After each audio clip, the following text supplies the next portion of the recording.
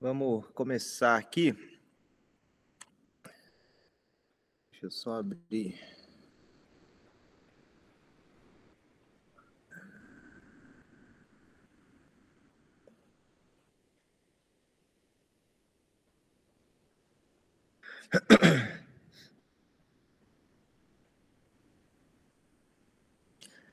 Bom, a gente já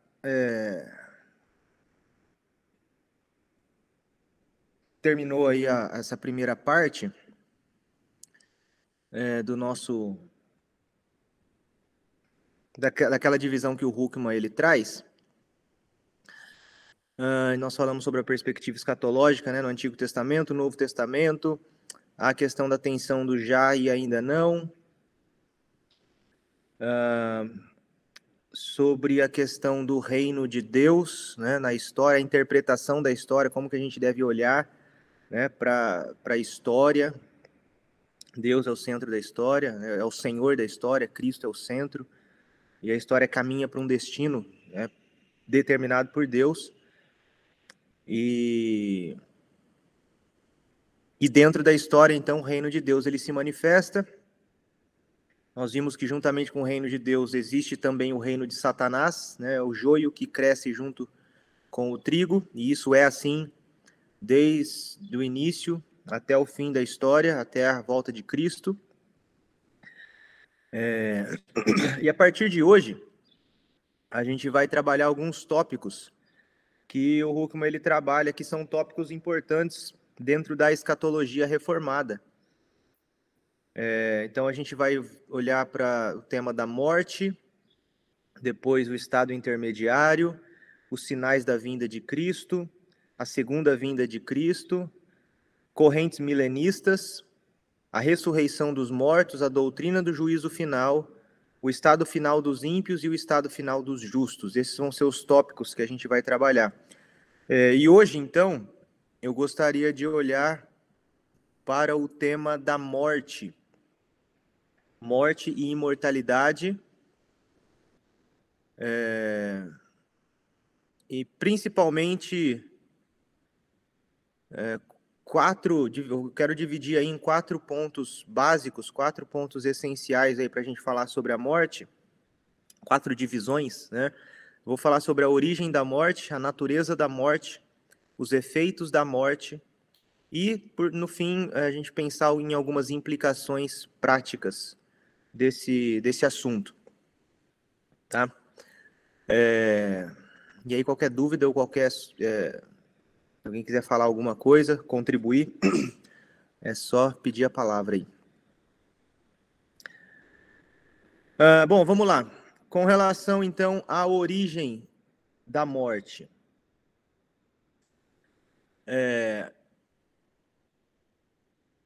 Algumas pessoas, elas vão... E aí existem alguns debates sobre isso, eu não vou gastar tempo aqui, não vou me ater a esses debates, principalmente do que diz respeito à criação e evolução, a evolução teísta, né, que Deus criou o mundo num processo de evolução e tudo mais. Mas principalmente dentro desse debate aí, alguns dizem que o homem ele foi criado um ser mortal, né? Adão ele teria morrido eventualmente mesmo sem o pecado, tá? Esse é o ponto. O pecado ele eles vão dizer que a natureza humana, mesmo antes da queda, ela ainda era flexível, aberta a mudanças. Ela poderia morrer eventualmente, né? Porém, né, e eu falei que eu não quero me ater a isso, e acho que o Arthur colocou até aqui, né, tem um livro do John Walton que fala sobre isso. No entanto, eu entendo que alguns textos bíblicos nos mostram que a Bíblia ela liga a morte ao pecado. A morte, biblicamente, a morte ela está ligada ao pecado. Por exemplo, Gênesis 2, 16 e 17, quando diz: "E o Senhor Deus ordenou ao homem, coma livremente de qualquer árvore do jardim, mas não coma da árvore do conhecimento do bem e do mal, porque no dia em que dela comer, certamente você morrerá." Então aqui está claramente, a morte está claramente ligada ao pecado. No dia que você comer, no dia que você desobedecer, você vai experimentar a morte. O próprio Paulo, em Romanos 5, Romanos 5, 12, ele diz o seguinte: "Portanto, da mesma forma como o pecado entrou no mundo por um homem, e pelo pecado a morte, assim também a morte veio a todos os homens, porque todos pecaram." Então aqui Paulo está ligando a morte ao pecado. E o próprio Romanos 6, 23, a mesma coisa. Ele diz aqui: "Pois o salário do pecado é a morte, mas o dom gratuito de Deus é a vida eterna em Cristo Jesus, nosso Senhor."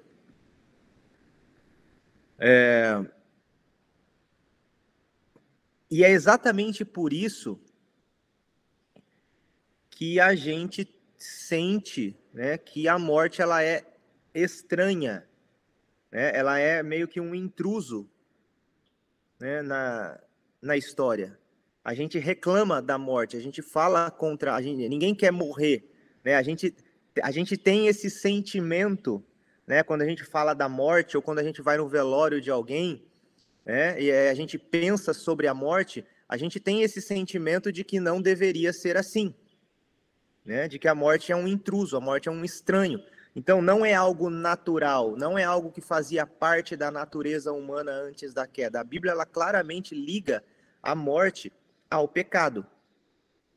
Né? Quando o pecado entrou no mundo, com o pecado veio a morte em todas as suas esferas. Por isso que a gente sente, né, quando alguém morre, a gente se entristece, porque a gente tem essa sensação, né, de que tem algo estranho aqui, né? Não era para ser assim, tá? A morte é um inimigo que invadiu a boa criação de Deus, tá? Deus criou tudo muito bom, e aquilo que vem depois, né? Depois da queda, o pecado que trouxe morte e tudo mais, tudo isso são intrusos, né, na boa criação de Deus. Então, nesse sentido, a morte não é algo natural. Nós não estamos preparados para enfrentar a morte, porque a morte ela é uma ruptura. A morte ela é uma ruptura. Ninguém está preparado para isso. E o Huckman, ele traz algo interessante. Ele cita Gênesis 3, 22 e 23. Ele fala assim, o texto de Gênesis lança luz sobre esse problema.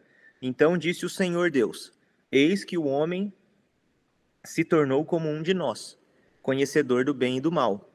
Assim, para que não estenda a mão e tome também da árvore da vida e coma e viva eternamente, o Senhor Deus, por isso, o lançou fora do jardim do Éden."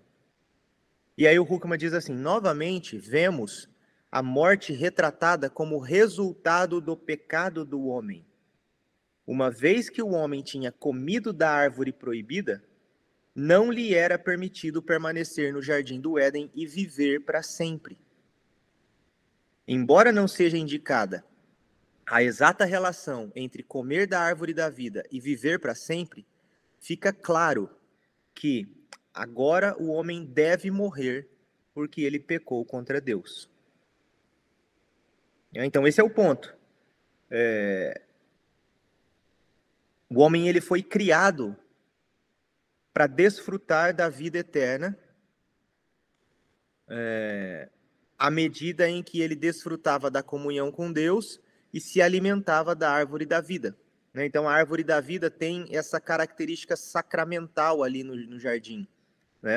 À medida que o homem se alimenta da árvore da vida, né, Deus o manteria vivo em plena comunhão com ele. Então essa foi a ordem, né, que Deus Professor, tinha dado. Você pode comer livremente. E também da árvore da vida. Júlio?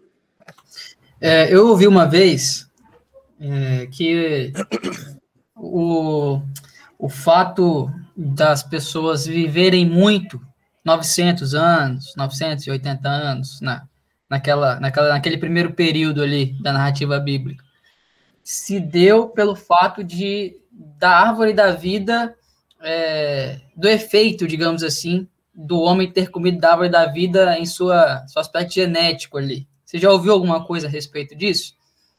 Não ouvi. Eu vi isso faz um tempo já, e acho que nunca mais ouvi isso depois, mas tem uma teoria que trabalha essa ideia de que o fato dos homens viverem muitos séculos, e depois disso for ir diminuindo o número de vida das pessoas, o número de anos, né, de vida das pessoas, tem a ver com esse fato do homem ainda estar sob, digamos assim, né, o efeito da árvore da vida, o fruto da árvore da vida no seu gene, digamos assim. Adalto Lourenço fala que é por causa do dilúvio. Como que é? O Adalto Lourenço fala que é por causa do dilúvio. Mas em que sentido? Até o dilúvio vivia muito, depois viveu pouco, é isso? É mais ou Tá. menos. Porque ele vai fazer uma... ele conta uma ilustração lá que ele está conversando com os médicos, cientistas lá, os parceiros dele lá, e ele fez uma pergunta, ó, uma célula viva vivia tanto tempo, e depois, de uma hora para outra, ela viveu pouquíssimo.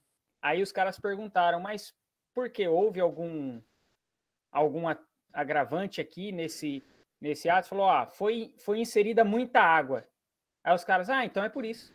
Então é por isso. Os caras mesmos chegaram a essa conclusão. É mais ou menos assim. Aí ele vai por esse lado aí. Mas eu não sei. Eu brinco porque ele fez essa ilustração para tentar provar para os caras a veracidade bíblica, né? Então, eu só coloquei essa questão porque, tipo assim, realmente há uma diferença, né? Em relação à quantidade de anos de vida no primeiro período da narrativa bíblica para o posterior ali. E eu queria saber se o senhor tinha alguma reflexão em relação a isso. Não, eu não, na verdade, essa teoria eu não tinha ouvido. Assim, eu acredito que é algo que vai,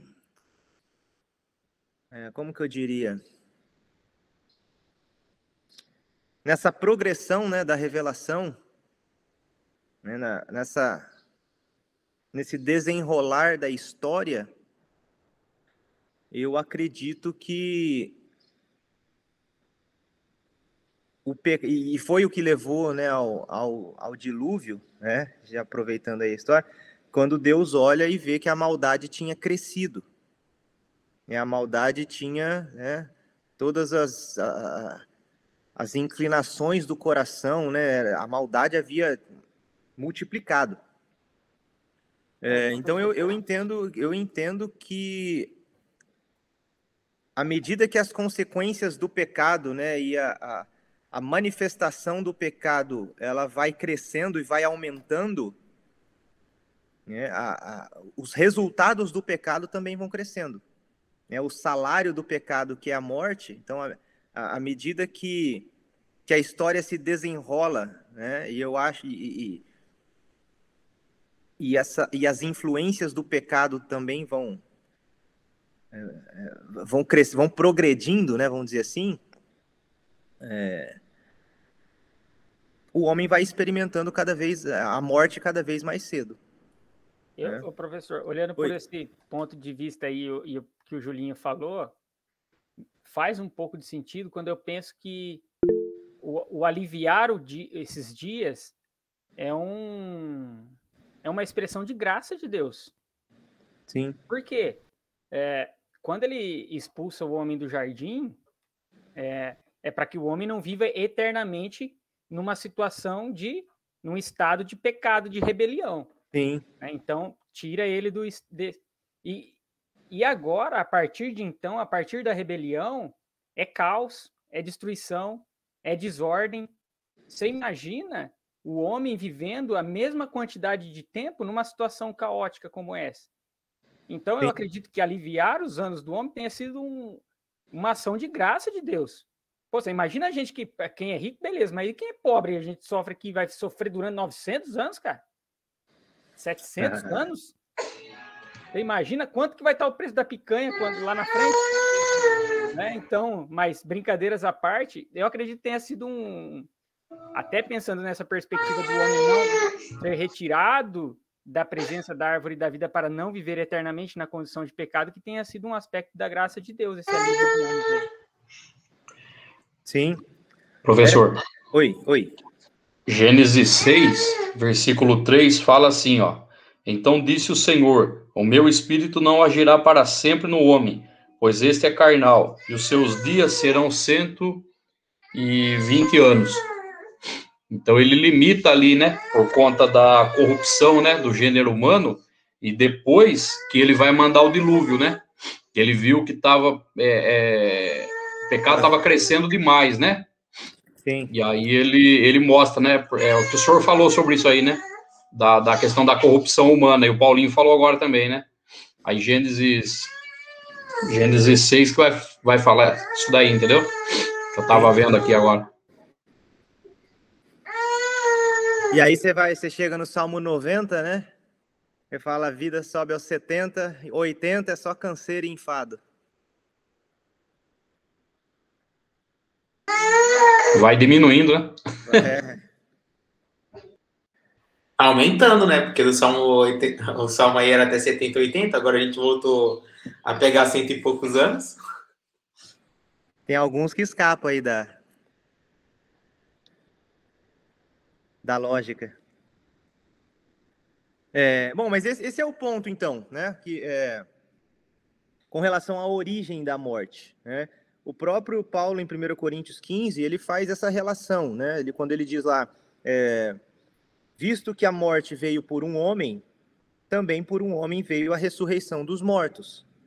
Então, Paulo está discorrendo aqui sobre a ressurreição do corpo, e nessa conexão, ele faz esse contraste, né? Cristo com Adão. A morte veio por um homem, né? Se referindo a Adão. Então, e aqui é interessante, né? 1 Coríntios 15, 21, porque às vezes a gente fala, mas ele está falando da morte espiritual, né? Da morte eterna, a morte que veio com Adão e tal. Não está falando da morte física.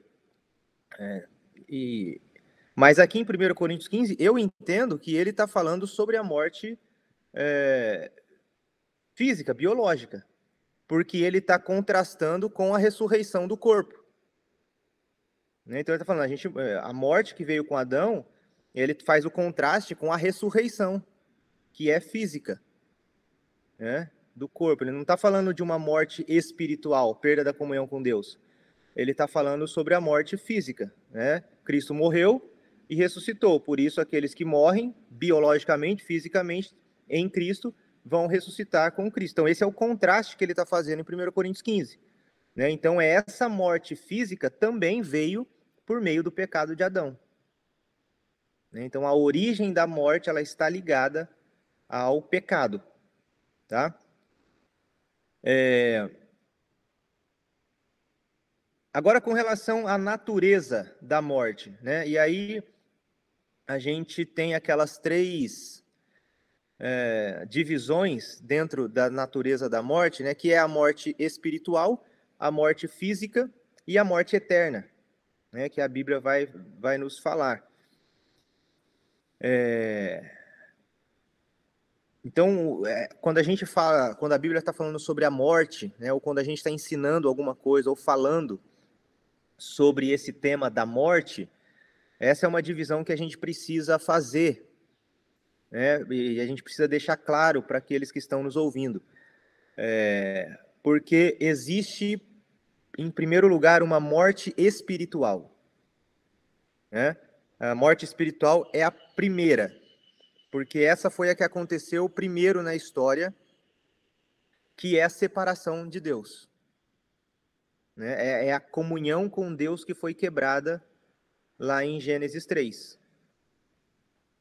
Né? Havia uma comunhão, havia um relacionamento íntimo entre Deus e o homem, mas a partir do pecado, a partir da queda, lembra lá que o texto diz que eles se esconderam de Deus, né? Eles passam a ter medo, vergonha e culpa, né? Então esse sentimento de medo de Deus, de vergonha de Deus e culpa é um sinal de que houve uma ruptura, uma quebra na comunhão que eles tinham com Deus. Então essa é a primeira morte, é a morte espiritual. Então eles sofreram uma morte espiritual lá em Gênesis 3. Né? A comunhão que havia com Deus foi quebrada. Essa morte espiritual trouxe medo, vergonha e culpa. Por isso que eles se escondem. Então, essa é a separação, né, entre o homem, entre a pessoa e Deus. O pecado fez essa separação entre Deus e Adão. E essa é a essência da morte espiritual. A segunda forma, o segundo tipo, né, é a morte física. Então, a morte espiritual é a separação de Deus.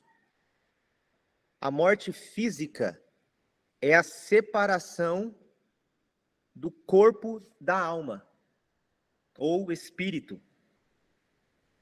Né? Essa ruptura, essa quebra, essa separação entre a parte visível, né, material, o nosso corpo, e a nossa alma.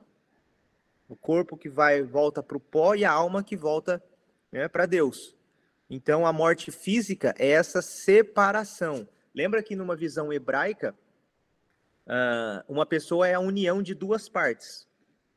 Né? Essas duas partes elas não devem ser separadas. O homem ele é formado corpo e alma.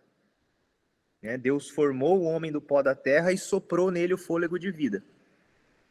Então são dois elementos, um material e um não material, um visível e um invisível, corpo e alma, ou corpo e espírito. Né? Na morte física existe uma ruptura. Né? Essa separação do corpo da alma. O texto que eu falei está lá em Eclesiastes, né? O pó volte para a terra como era e o espírito volte a Deus que o deu. Então a morte física é essa separação, essa dissolução das coisas que devem ficar, que são inseparáveis. Essa dissolução das coisas que devem ficar juntas. Então, morte física também significa ruptura, separação. Tá? Então, é por isso que eu digo que a morte física não fazia parte da condição humana original. No entanto, a morte, ela sempre esteve presente como uma ameaça, caso eles pecassem, né? Porque Deus já havia dito, né? Se vocês comerem, vocês vão morrer. Então, a morte sempre esteve presente como uma ameaça, caso eles pecassem, caso eles comessem da árvore proibida. Tá? Então, essa é a morte física, essa separação do corpo e da alma. E aí a gente vai ver mais para frente, né, o que acontece, né, com relação ao estado intermediário, né, para onde que essa alma ela vai, e depois ela vai ser unida novamente a esse corpo na ressurreição, né, no dia da volta de Cristo. Então, existe toda uma... nada disso acontece por acaso. Né? Essa alma, o corpo que morre agora, a alma do crente, né, já desfruta conscientemente da presença e do amor de Cristo, mas não plenamente, né, porque ela aguarda a ressurreição, quando ela vai voltar a ser unida novamente ao corpo, né, um corpo glorificado, E aí, então, nós desfrutaremos, né, desse amor e da graça e da presença de Cristo plenamente, porque nós estaremos corpo e alma. Algo que foi feito por Deus, que nunca deveria ter sido separado. Que só é separado na hora da morte. Por isso que a gente chama de estado intermediário, não é definitivo. Né? O estado definitivo é o estado do corpo e da alma juntos, é a ressurreição. Né? Mas a morte física é essa separação momentânea até a vinda de Cristo. Então, momentaneamente, a alma ela se desliga, ela se desconecta do corpo quando a pessoa morre. Essa é a morte física.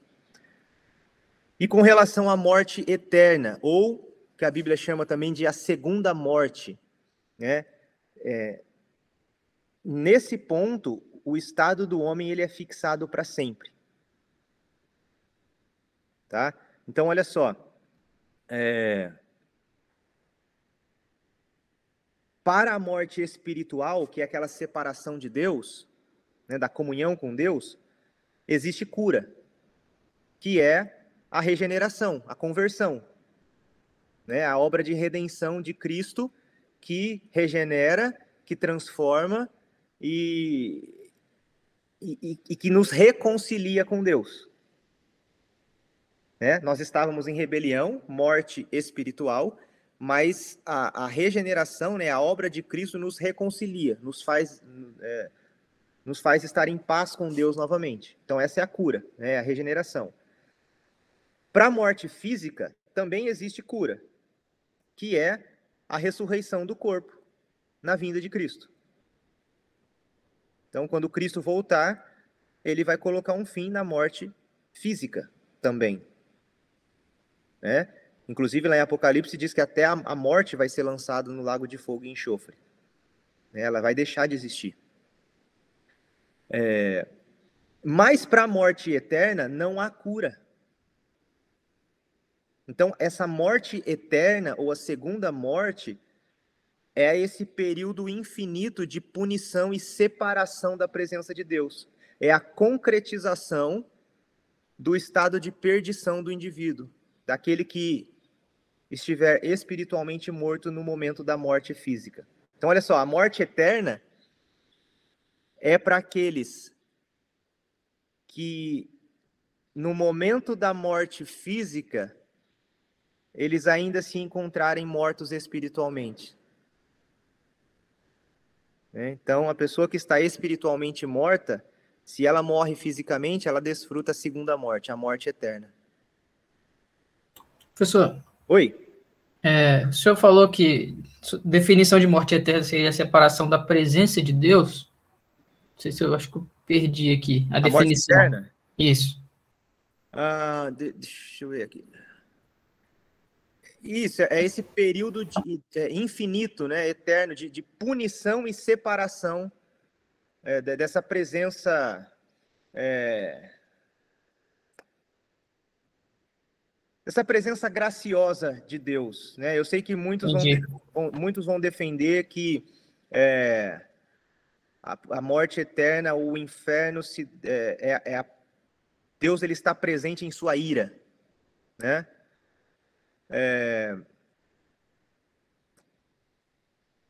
Na verdade, eu ainda não cheguei a uma conclusão, não bati o martelo ainda com relação a isso. Para mim, eu entendo as duas coisas. As duas coisas são terríveis, né? Você passar toda a eternidade debaixo da ira de Deus, né? Mas eu também já li alguns posicionamentos com relação à separação. Deus, em sua soberania, ele decide se retirar. Então, eu não sei o que é pior, né? Se é ficar debaixo da ira dele ou se é quando ele se retira totalmente. A pessoa desfruta uma separação. Eu costumo pensar, por exemplo, assim, para ficar fácil no meu entendimento, né? Quando eu penso, por exemplo, na Terra, no local em que nós temos, o paraíso seria isso aqui tudo restaurado com apenas a graça de Deus, sem a influência do pecado, e o contrário seria este mundo apenas com a influência do pecado, sem a graça de Deus. Então, faria sentido. Eu acho que a questão da graça também faria sentido pensar numa definição assim, que a morte eterna é a separação de qualquer contato com a graça de Deus, nesse sentido. Há uma ruptura total com relação à graça. É esse sentido de ruptura. Faz sentido definir assim, ou seria uma definição ainda incompleta nesse sentido, professor? O que você acha? Separação completa da... Como é que foi? De qualquer contato com a graça de Deus. Separação completa da graça de Deus. Eu entendo que sim,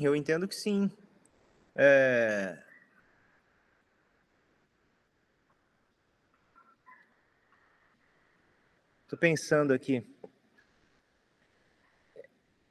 É porque eu assim, eu me posiciono em relação à questão do inferno, da morte eterna, no caso, em relação a que Deus está presente com a sua ira. Eu acho que é a visão bíblica que faz mais sentido, assim, à luz das escrituras mesmo, né? Que estão debaixo da ira de Deus, sob ele repousa a ira de Deus. Parece que a ira de Deus de fato, o principal problema da condição pecaminosa do homem, ao qual está destinado se ele não for convertido, né? Uhum. Então, eu acho que faz sentido pensar em Deus presente com a sua ira, por isso que eu estou pensando nessa definição em relação à graça de Deus, né? E não em relação à presença. Embora, lógico, né? O senhor tem muito mais leitura nesse sentido aí para falar, mas é só pensando nesse sentido, entendeu? Da ira mesmo de Deus. Sim.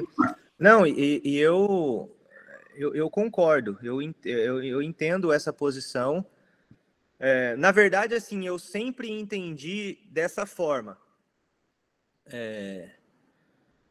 que o céu é o céu porque Deus está lá com todo o seu amor e graça, né? E o inferno, ele é inferno porque Deus está lá em toda a sua ira, né? E justiça, e santidade e tudo mais.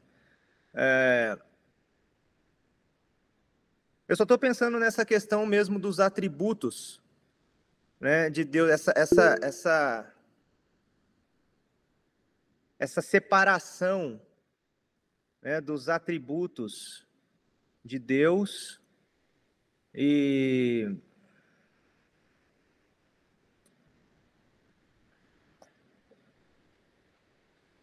como que isso se dá, né? Como que se dá essa presença de Deus tanto no céu quanto no inferno. Porque o que eu me pergunto muitas vezes Deus, lógico, ele consegue todas as coisas, mas sem nem ser próprio da sua essência, ele estar num lugar apenas particionado em seus atributos? Como se, por exemplo, ele estar apenas com o atributo da ira? É isso que eu estou pensando. Se ele está lá só com parte dos seus atributos. Então, mas assim, eu acho que, né, o ponto de vista que a gente pode pensar também, uma perspectiva que a gente pode pensar também, não no sentido simplesmente da presença, mas do propósito. Sim. Ele está ali com o propósito de punir, e na eternidade com Cristo, na Nova Jerusalém, ele está com o propósito de abençoar. Uhum. Então, eu acho que dentro dessa perspectiva pode haver essa diferença. Eu acho que o grande problema é talvez o conceito de punição.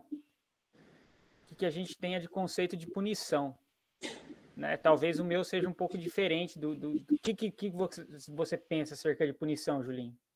Eu acho que a punição é a experiência da plenitude da ira mesmo, é o castigo merecido pelo pecado não redimido. Seria essa a situação da experiência da ira de Deus. Então, mas aí essa questão acho que envolve a definição, né? O que seria o castigo? Seria atribuições físicas? Seria atribuições de ausência? Porque a gente pode pensar nisso, a ira de Deus é Deus deixar a criação do próprio caos. Porque Gênesis 1 relata que o Espírito Santo veio trazendo ordem no caos da criação. às vezes a restrição de Deus seja deixar a criação no próprio caos e o delírio da ausência de toda a plenitude de ordem. Porque, por exemplo, como que eu penso? E aí o professor reorganiza se estiver algo em causa aqui. O Arthur falou, eu achei legal. Há o desequilíbrio quando existe a reação humana, né? A rebelião humana. E talvez a grande ira de Deus seja deixar o homem por si só, sem a ação dele para frear, para direcionar, para reorganizar aquilo que o homem tem de sua natureza rebelde, que só vai levar e caminhar para a destruição. Então, eu penso um pouco, por isso que eu perguntei para você, Julinho, porque o meu conceito de punição ele é mais nesse sentido. E aí eu não sei se eu estou caminhando muito longe, porque é mais no sentido de deixar o homem, né, a sua própria mercê, ao seu próprio juízo, a sua própria direção. E aí, cara, é só desgraça. Aí é só destruição, porque não tem mais a intervenção de Deus de forma nenhuma. A graça comum não existe mais, no caso. Faz sentido. Porque pensando assim também, a gente trabalha muito com a questão da acomodação de Deus nas escrituras, né? E quando a gente vai pensar essa questão de justiça, Deus ele está se acomodando a uma percepção nossa. É nosso fazer essa distinção. O que seria a justiça e a ira de Deus? Então, eu acredito que a gente possa pensar por esses lados. E só complementando assim a frase que eu comentei anterior, e o Paulinho também comentou, o John Alton, lá no Mundo Perdido de Adão e Eva, ele trabalha que essa questão de quando tem a ruptura do Éden, é a ruptura da ordem que Deus estava traçando. Então, o mundo retorna a uma desordem, um caos, e Deus em Cristo está restaurando esse caos que foi instaurado pela queda. E daí, eu depois do livro, eu acabei pensando nessa questão de o inferno ser mais uma continuidade daquilo que Deus não restaurou dos seres humanos. Os seres humanos retornou para o caos do início de Gênesis 1, com a ruptura de Deus, e Deus em Cristo está restaurando as outras coisas. Aí, o inferno seria a condenação daqueles que continuam no caos da criação. Só uma questão, eu já vou parar de falar. Prometo que eu paro de falar. Você falou em relação, Arthur, em relação à questão física. Então, você acha que essa definição que você tem da ira de Deus não envolve a questão física? Não é essa a questão. Eu não bati o martelo, mas assim, o que seria ira? Porque ira, a gente pode definir ira como um ato punitivo fisicamente, mas ao mesmo tempo uma pessoa está irado conosco e simplesmente romper com qualquer ato de relação. Então, porque eu não defini, né? Eu só citei a questão da ira, mas eu não defini nada em relação à questão da ira. Só que a realidade da ira vai estar lá, só isso. Então, e é nisso que eu trouxe, tipo, o que vai ser ira? A ira é a ruptura da relação ou a ira é o ato de punição física? Porque a gente pega no Antigo Testamento, a ira de Deus está relacionada a guerras. Mas, em Novo Testamento, a ira de Deus está relacionada com uma punição, mas essa punição é instaurada sobre o ser humano, só que não é tratado realmente, fisicamente ali. Então, eu acho que fica essa questão. É aí que eu trouxe a ideia da acomodação. Porque se Deus ele se acomoda para explicar para a gente os princípios, a gente pode... Então, eu acho que uma das... Eu acho que quando a gente são duas coisas, né, que eu estava pensando aqui. Primeiro, com relação à ira, talvez um texto que eu mais gosto sobre isso é o de Romanos 1.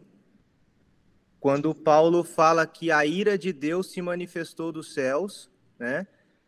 E aí ele fala qual foi o resultado dessa ira de Deus que se manifestou. Ele entregou os homens às suas próprias paixões.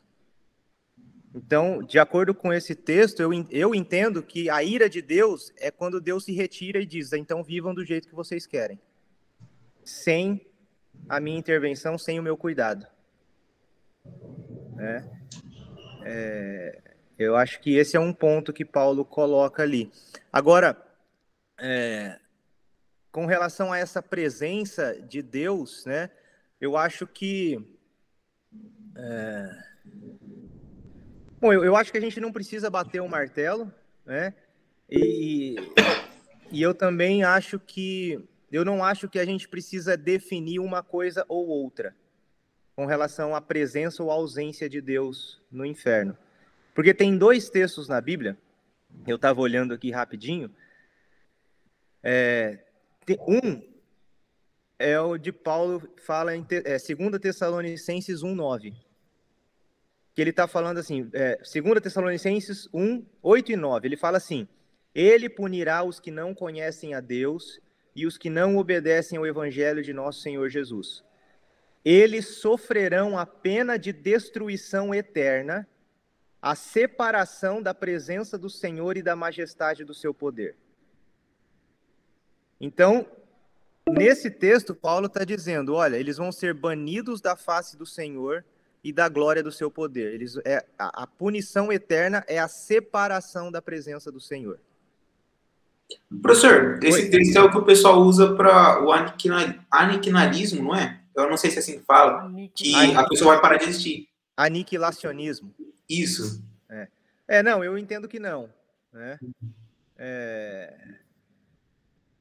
Porque senão não é punição eterna, né? Se deixa de existir. Só que aí, eu acho que a gente está terminando a chamada aqui já. Já vai dar deu 5 minutos, né?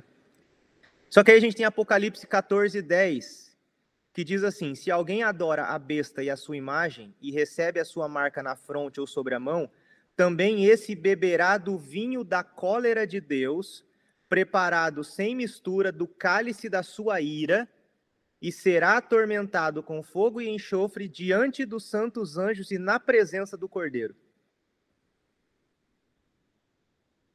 Então, e aí, né? São 2 textos. Como que a gente reconcilia, né, esses versículos? Eu jogo de Apocalipse fora, quero não. Então, talvez, o que a gente pode pensar é o seguinte: esse julgamento, ele consiste, sim, em ser excluído da presença de Deus como fonte de toda bem-aventurança. Só que isso não significa que é a ausência total de Deus, porque se a gente entende o senhorio onipresente de Deus sobre todas as coisas, não existe um espaço que ele não esteja, né, com o seu senhorio onipresente. Então,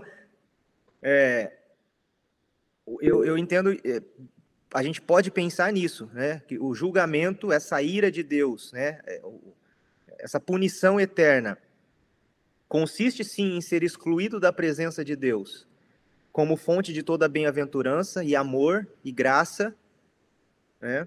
Mas isso não significa que eles estarão excluídos da presença do senhorio onipresente de Deus. Seria a mesma coisa a gente falar o governo de Cristo sem a presença dele. Ele governa sobre, mas não que ele esteja lá assim, presente, mas ele é governante sobre todas as coisas, soberano sobre todas as coisas. Eu acho que sim, ele é o soberano sobre tudo. Professor. Oi. Escutando aqui o que o pessoal está falando, né? Me vem ao pensamento a questão do seguinte, que nem o Arthur falou, né? O fato do ser humano, né? O Paulinho falou também, ser deixado à própria sorte já é um castigo, né? Sim. Mas isso já está acontecendo. O ser humano já está à própria sorte. É só quando ele é chamado por Deus é que ele sai dessa condição de viver a própria sorte para viver aquilo que Cristo tem para ele.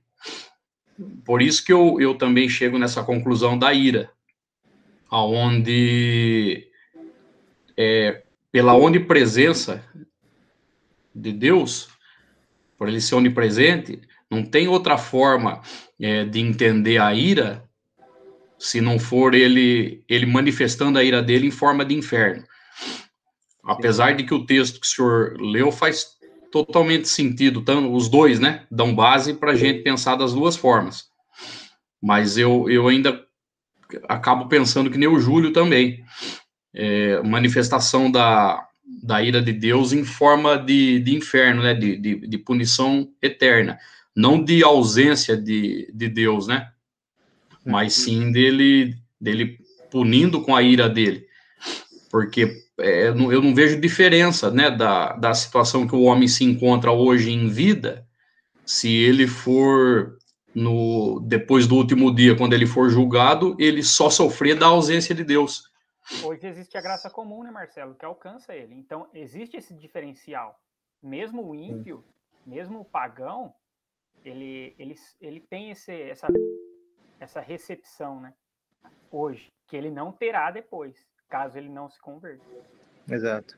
Ô, gente, a gente vai encerrar por aqui, porque vai acabar o tempo, mas na semana que vem a gente volta, então, com esse assunto. Beleza?